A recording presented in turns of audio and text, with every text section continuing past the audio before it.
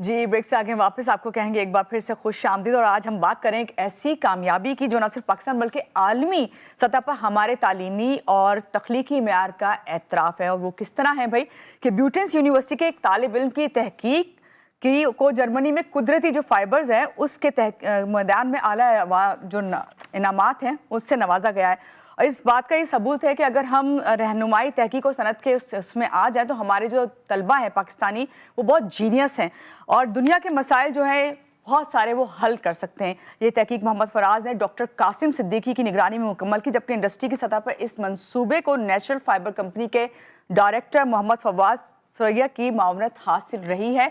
इस हवाले से हम बात करेंगे उस जो स्टूडेंट हैं जिन्होंने ये एजाज़ हासिल किया है। हमारे साथ इस वक्त मौजूद हैं फराज साहब। मोहम्मद फराज, अस्सलाम वालेकुम, कैसे हैं आप? सुबह बखैर। वालेकुम अस्सलाम। अल्हम्दुलिल्लाह मैं बिल्कुल ठीक हूँ। पहले तो बहुत बहुत मुबारक हो फराज। ये बताइए इस तहकीक का बुनियादी ख्याल जो है कहाँ से आया है? सबसे पहले बहुत शुक्रिया आपने मुझे इनवाइट किया और मुझे मौका दिया अपनी रिसर्च बयान करने के लिए। Thank you so much. दूसरा ये कि इस रिसर्च का बुनियादी ख्याल बेसिकली ये एक हम रिव्यू कर रहे थे कि दुनिया में कहाँ पर जो हो नेचुरल फाइबर्स में काम करने की ज़रूरत होती है। बेसिकली मैं अपनी मास्टर्स कर रहा हूँ ब्यूटम्स यूनिवर्सिटी में।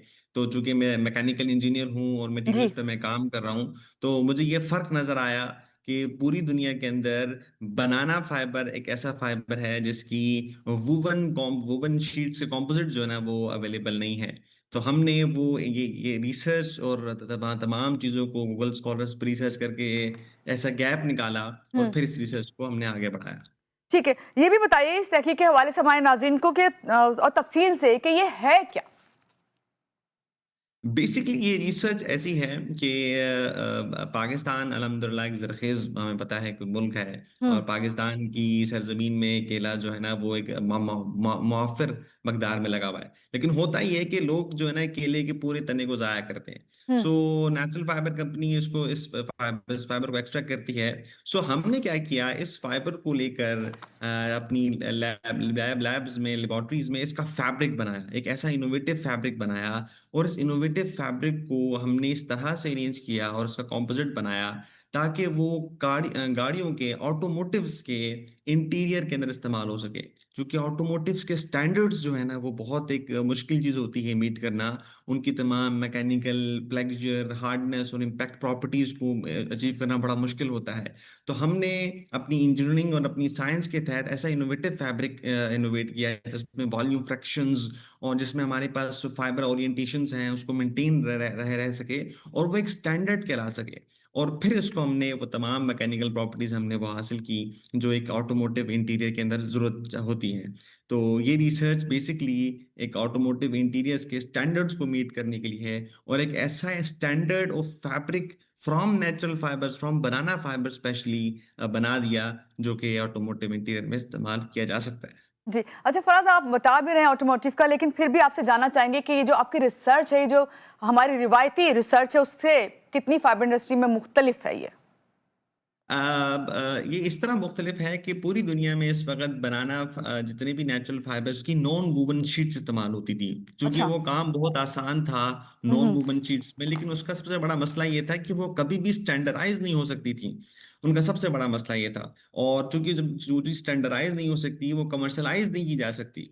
तो हमने क्या किया, एक ऐसा इनोवेटिव फैब्रिक जो मेरे कंपोज़िट अगर आपको दिख रहा है, इसमें नज़र भी आ रहा है, तो इसके अंदर हमने ओरिएंटेशंस मेंटेन करके टेक्सटाइल की लेबोरेटरीज़ में ब्यूटम्स यूनिवर्सिटी में हमने डेवलप किया। नेचुरल फाइबर कंपनी की मुआवनत के साथ मसलन फवाद फारूक और under the supervision of doctor Qasim Siddiqui हमने ये फैब्रिक डेवलप किया और जी। फिर हमने इसका कंपोजिट बनाया with the help of different strong reasons और फिर इसकी जब हमने टेस्टिंग्स की तो ये स्टैंडर्ड एक ऐसा प्रोसेस है जिसमें फैब्रिकेशन और कंपोजिट बनाना ये तमाम उनसे मुख्तलिफ है जो कि रिवायती नॉन वूवन शीट्स पे हो रहा था। गुड। अच्छा, ये भी बताइएगा फराज कि ये जो आपकी रिसर्च है पाकिस्तान की जो टेक्सटाइल इंडस्ट्री है इसके लिए कितनी बेनिफिशियल है? बेसिकली ये टेक्सटाइल इंडस्ट्री के लिए भी बेनिफिशियल है लेकिन in terms of the industry for materials मैं कहूँगा कि मैकेनिकल मटेरियल इंडस्ट्रीज के लिए बहुत बेनिफिशियल है जी। कि चूंकि पाकिस्तान काफ़ी पीछे है मैन्युफैक्चरिंग ऑटोमोटिव मैन्युफैक्चरिंग के हवाले से। लेकिन अगर हम लोग ये इस पे मजीद काम किए जाए करें, लोग मजीद काम करें और हम इसको और इनोवेटिव करें, तो ये पाकिस्तान के लिए एक मटेरियल्स इंडस्ट्री में एक बहुत बड़ा चेंज आ सकते हैं कि पाकिस्तान इस मैकेनिकल मटेरियल्स को बनाकर हम ये एक्सपोर्ट कर सकते हैं, क्योंकि पूरी बिल्कुल। दुनिया इस वक्त सस्टेनेबिलिटी की बातें कर रही है, इनोवेशंस की बातें कर रही है, लाइट वेट कंपोजिट की बातें कर रही है। और चूंकि बनाना फाइबर्स तमाम फाइबर्स में सबसे ज्यादा लाइट वेट हैं और स्ट्रॉन्ग है और ड्यूरेबल है। सो ये एक ऑटोमोटिव इंडस्ट्री के लिए एक बहुत बड़ा जो है ना एक अपग्रेडेशन हो सकती है। ग्रेट। फराज, इंडस्ट्री और उसके साथ एकेडेमिया के जो जॉइंट वेंचर है उसको आप किस नज़र से देखते हैं? आपका एक बहुत अच्छा सवाल आपने किया। दरअसल पूरी दुनिया, चूंकि मैं अभी जर्मनी भी आया हूँ और यहाँ जिस यूनिवर्सिटी ने हमें ये अवार्ड दिया है उस यूनिवर्सिटी में मैंने ट्रैवल किया, तो पूरी दुनिया जो है ना वो रिसर्च ऐसे कर रही है कि उनकी एकेडेमिया और उनकी इंडस्ट्री आपस में कोलैबोरेशंस में है, इंडस्ट्री प्रॉब्लम्स लेके आती है, academia with the help of their labs उन प्रॉब्लम्स को सॉल्व करती है और फिर इस तरह इंडस्ट्री ग्रो करती है एंड वाइस वर्सा मुल्क ग्रो करता है। जी। सो इंडस्ट्री कोलैबोरेशंस बहुत ज़रूरी हैं एकेडेमिया के साथ, क्योंकि एकेडेमिया की जो आंखें होती हैं वो इंडस्ट्री होती है, क्योंकि बिल्कुल। इंडस्ट्री पूरे मुल्क का एक हम्म। बेनिफिशियल और इकोनॉमिकल चला रही होती है।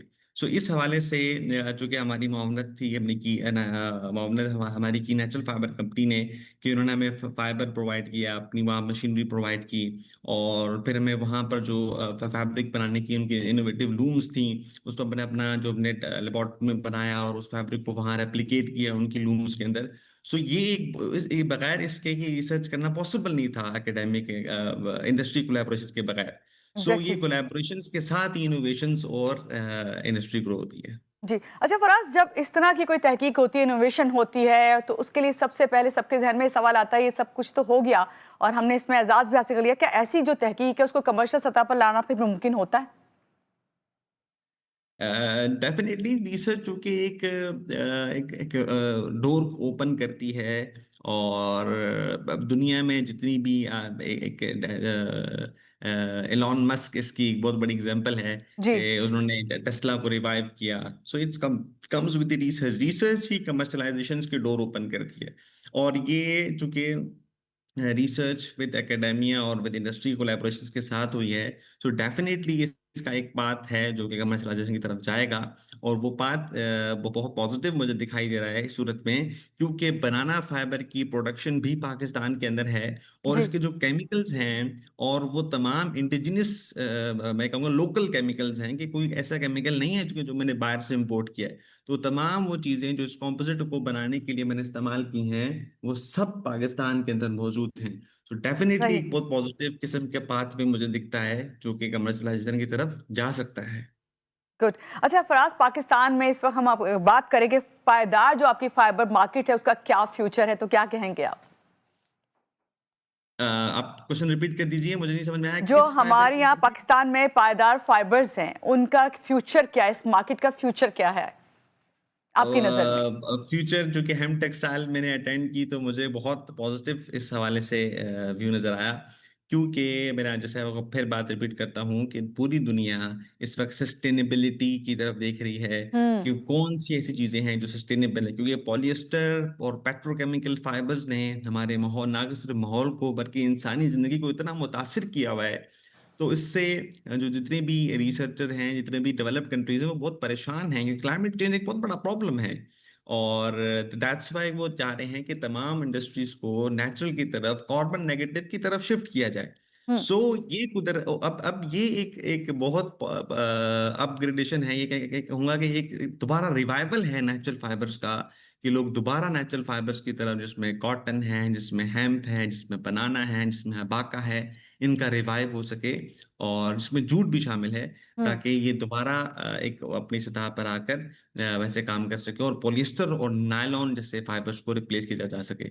सो चूंकि पाकिस्तान एक जरखेज मुल्क है, पाकिस्तान के अंदर हम्म। बहुत से मादनियात और ऐसे किस्म के फाइबर्स मौजूद हैं, तो इस हवाले से मुझे ये टेक्सटाइल इंडस्ट्री और मैकेनिकल मैन्युफैक्चरिंग इंडस्ट्री की तरफ एक बहुत पॉजिटिव ग्रोथ नजर आती है। जी, बहुत अच्छी आपने बात की। आपने हमें बताया कि पाकिस्तान के लिए कितना फ़ायदेमंद है और ख़ास तौर से जो ये हमारी फाइबर्स इंडस्ट्री है इसके लिए, और इसके अलावा आपसे जानना चाहूँगी कि इस वक्त जो यंगस्टर आपको देख रहे हैं, जो इस पे रिसर्च करना चाहते हैं, उनके लिए आपका क्या पैगाम है?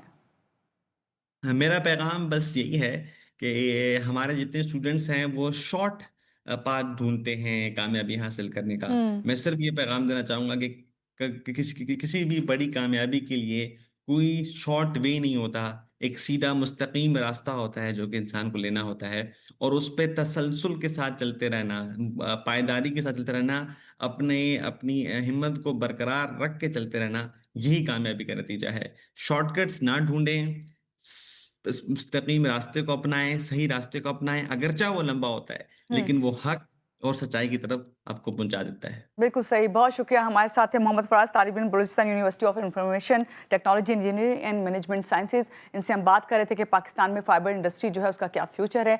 यहाँ लेंगे एक छोटी सी ब्रेक के बाद वापस आते हैं, रहिएगा आप हमारे साथ।